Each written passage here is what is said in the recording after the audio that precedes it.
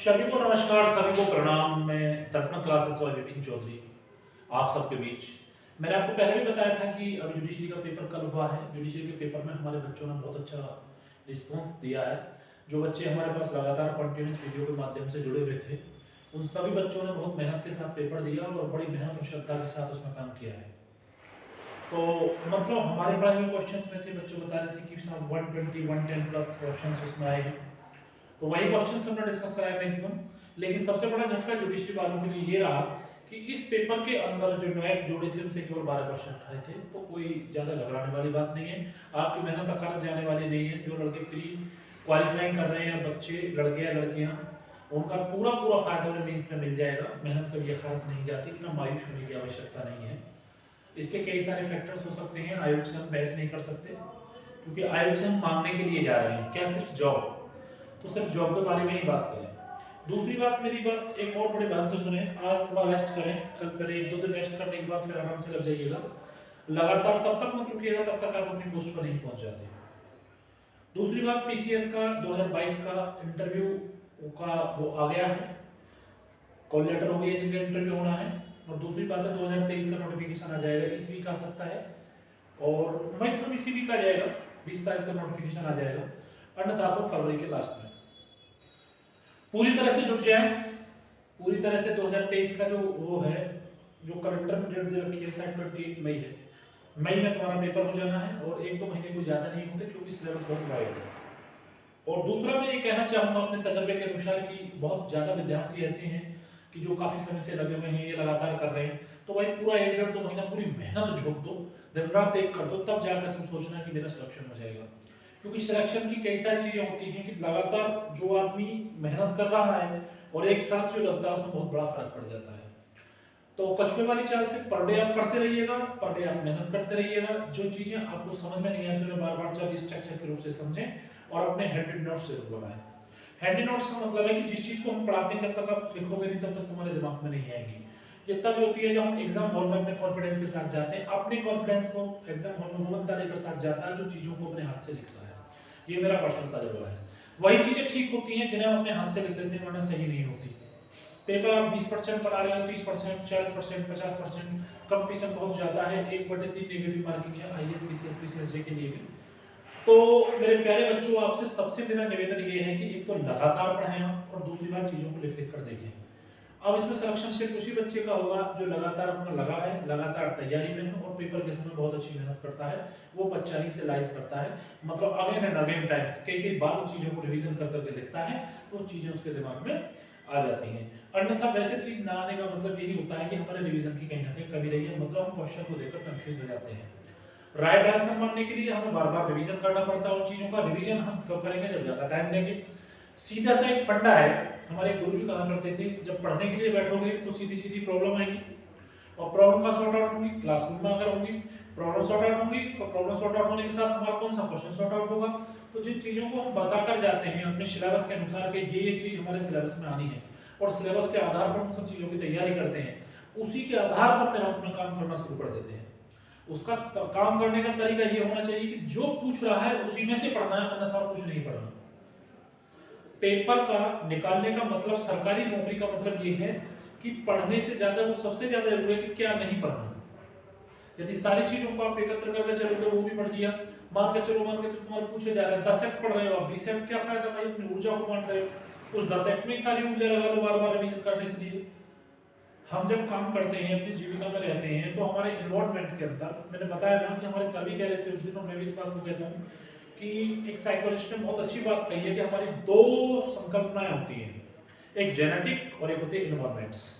एक तो हम आनुवंशिक रूप से जिस घर, जिस परिवार में और जिस स्कूल में पैदा हुए उसकी होती है, एक होती है इन्वायरमेंटिक। यदि पढ़ने वालों में बैठेंगे तो पढ़ने वाली बात, बदमाशों में बैठेंगे तो बदमाशों वाली बात, चोरों में बैठेंगे तो चोर वाली बात। तो जो इन्वायरमेंट है हमारा पढ़ने का, वहां से हमारा इन्वायरमेंट मिलता है। और जो जेनेटिक है वो हमारा आनुवंशिक है। यदि घर परिवार में पढ़ने लिखने का माहौल है, तो घर परिवार में यदि कोई बच्चा ठीक है तो उससे देखकर आदमी इंस्पायर होता है, उससे भी ज्यादा इन्वायरमेंट से इंस्पायर होता है। तो ये 2 जो एलिमेंट्स हैं, ये 2 एलिमेंट्स आदमी के जीवन का पूरा आधार सूत्र बन जाते हैं। दूसरी बात, तीसरी बात, एक बात और है कि भाई जैसे बच्चे कई बार कमेंट्स करते हैं कि वो पेपर आसान है, वो पेपर इजी है। कोई पेपर आसान नहीं होता।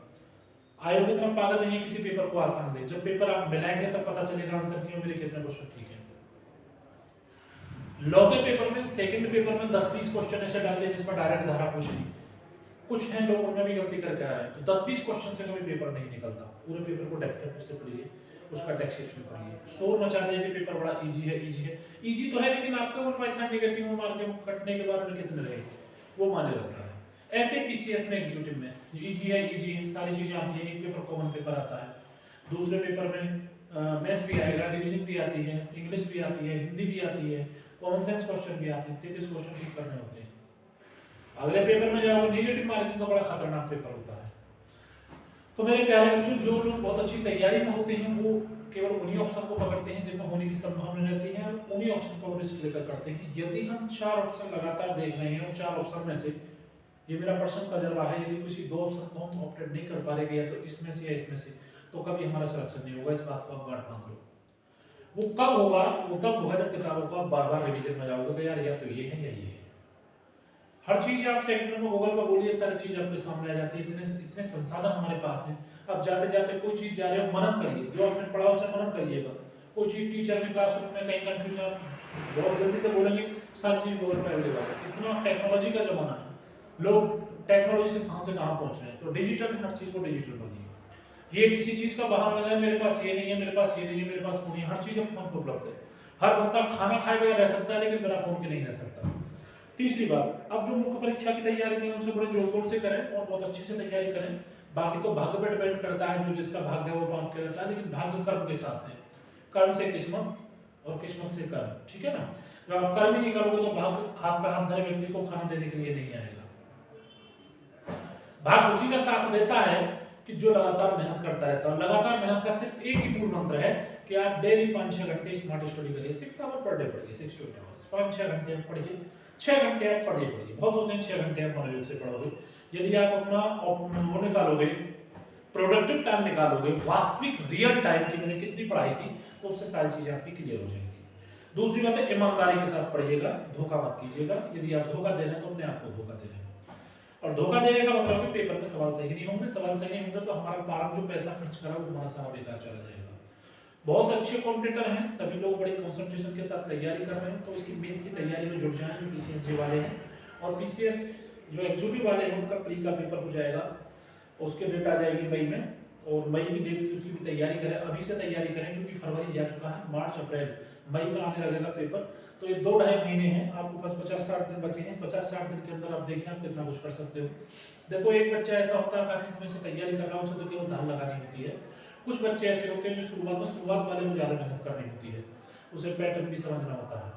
इन सब चीजों को विशेष करके पढ़ें। और भैया, सारे कहने का मतलब ये है कि जब चीजों को आप पढ़ोगे और एक चीज के जिम्मे लग जाओगे तो एक प्रकृति का एक नियम है कि उसे सफलता मिलनी ही मिलनी है। और एक बार सफल होने के बाद फिर लाइफ ऐस हो जाती है। तो लाइफ ऐस जो होती है वो मेहनत करने के बाद होती है। आप लगातार पढ़ते रहें, लगातार हमारे चैनल से, वीडियो चैनल से जुड़े रहिएगा। अब हम आपको पर डे कुछ ना कुछ जीएस पर टॉपिक कराते रहेंगे। ज्योग्राफी आपका चल रहा था, ज्योग्राफी के टॉपिक चल रहे थे। वैसे भी मैं ज्यादा लंबे वीडियो नहीं डालता, 10-15-20 मिनट की वीडियो डालता हूँ ताकि आप भी बोर ना हो, ना तो आपके पास समय है, क्योंकि व्यक्ति के पास आजकल सब कुछ है पर समय नहीं होता। किसी को वीडियो चलाना है, किसी को फेसबुक देखना है, किसी को इंस्टाग्राम चलाना है, किसी को टीवी देखना है, किसी को क्रिकेट खेलना है। हम तो भाई 10-20 मिनट की वीडियो डालते हैं, 10-20 मिनट की वीडियो में ही आपको बहुत कुछ मिल जाएगा और काफी आप ग्रांट्स दे सकते हो। लेकिन मेरे वीडियो को देखने से पहले आप अपनी कॉपी किताब जरूर साथ रखें, अपने साथ के साथ नोटिस लेक्चर 1, लेक्चर 2, लेक्चर 3 के नाम से डालते रहें। और मेरे चैनल को सब्सक्राइब करने से पहले, चैनल को समझने से पहले, फिर जैसे जैसे मैं इस चीज को शेयर करूंगा, खुद शेयर करूंगा या आपसे शेयर करने के लिए कहूंगा, मुझे जब भी अच्छा लगेगा, जब अपनी चीज में समझ आएगी, आपकी चीज समझ में आ रही है, तो फिर आप शेयर भी करते अच्छे लोगों। तो शेयर करने से पहले मेरी चीजों को समझें, मेरे कंटेंट को समझें, मेरे पढ़ाने के तरीके को समझें कि क्या सर पढ़ा रहे हैं, बिल्कुल सही पढ़ा रहे हैं। तो यही मेरा आज कहना है इस वीडियो के माध्यम से। आप बहुत अच्छे से बातों को समझकर अच्छे से तैयारी करें। कोई बात नहीं, जिसका जैसा जो पेपर हुआ भाई अच्छे से करो। आगे है, एक ही पेपर से जीवन खत्म नहीं होता, अपने अंदर सुधार करते रहिएगा, बहुत सारे मौके लाइफ में मिलते हैं। एक अच्छा इंसान बन जाता है आदमी अच्छी तैयारी करने के बाद, उसमें शहूलियत आ जाती है, बात करने का ढंग प्राप्त हो जाता है, उसे ज्ञान प्राप्त हो जाता है। कुछ भी नहीं हो रहा, ज्ञान तो बढ़ रहा है, और ज्ञान कभी इंसान को भूखा नहीं पड़ने देता। आप हमारी तरह आओ और ऐसे आकर टीचिंग की तरह पढ़ाइए। आप पढ़ाने भी लगे तो वहां से भी तुम्हारे खाने खर्चे निकलने शुरू हो जाएंगे। जरूरी नहीं कि सभी लोगों को कलेक्टर बनना है।